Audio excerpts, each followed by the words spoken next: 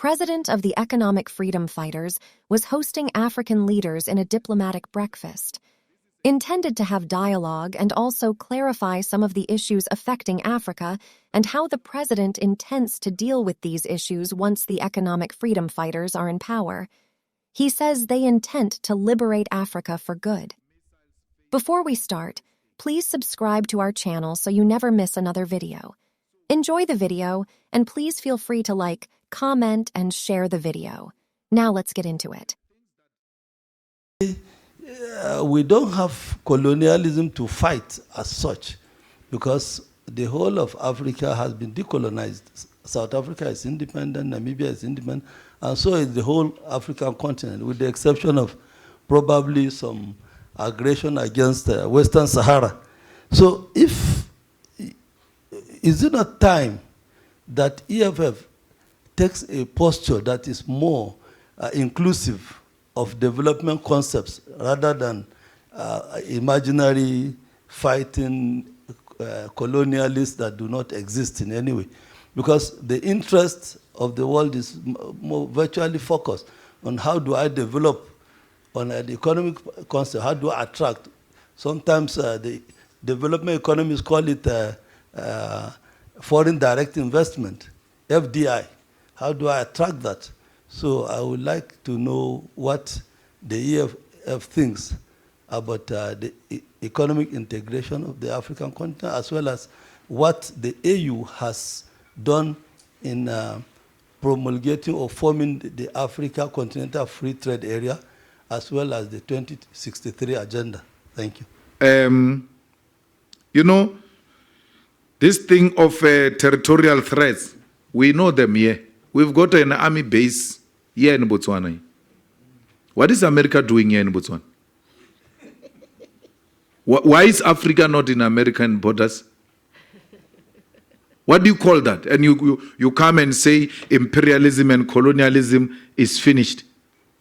When people expand their territorial expansion through putting military bases at our borders. There's a military base here. A study has been conducted that a fighter jet that moves from that army base to the Union building will not take less than 2 minutes to bomb the Union building. If a war is declared with America, America does not have to assemble any resource from Washington or anywhere else to come here. They are already here. What do you call that? It's democracy. It's free wealth. We must celebrate that and say, no, imperialism is no longer there. It's in our head. We understand what Putin is fighting against because we have it here. Here. What is it doing here? We never went to Asia. We never went to Europe. We never went to America. We are here. We don't establish bases anywhere. Why should you establish bases in military bases in our continent? And when we speak, it's called old-fashioned politics. That they are out of fashion. There's no such a thing as imperialism. When imperialism is breathing on our neck, yeah, we're not going to allow that. We are going to expose that American military base here all the time in the platforms we get and educate our people that this is exactly what Putin is fighting against. America will not allow that. That Russia must go and establish a military base in Cuba with missiles facing the USA. They won't allow that.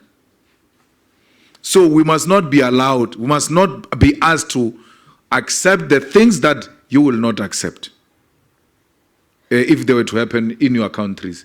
And that's what we're talking about when we speak about NATO and peace not going together. So, ladies and gentlemen, it doesn't mean enmity. We're not enemies. We engage robustly.